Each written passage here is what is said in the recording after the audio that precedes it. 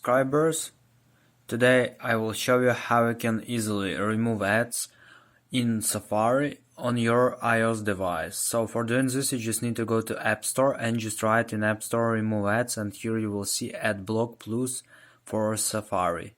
So just click on the Get, and now you just need to confirm your purchase, and after you confirm it, it will successfully download and install this app on your mobile phone. So you just need to open it from here. You will find it. So just until it will appear here.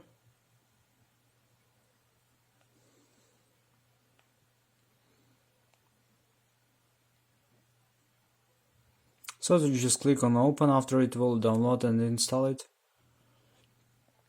So just click next. Here you can see exit this app, open the iPhone settings app, locate and tap Safari, then tap content blockers. Toggle on Adblock Plus.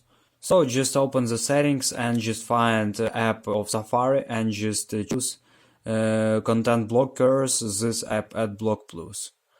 So after you do it, it will successfully block ads in Safari. So this is how it works. So thanks for watching, have a nice day, subscribe to my channel, click like and goodbye.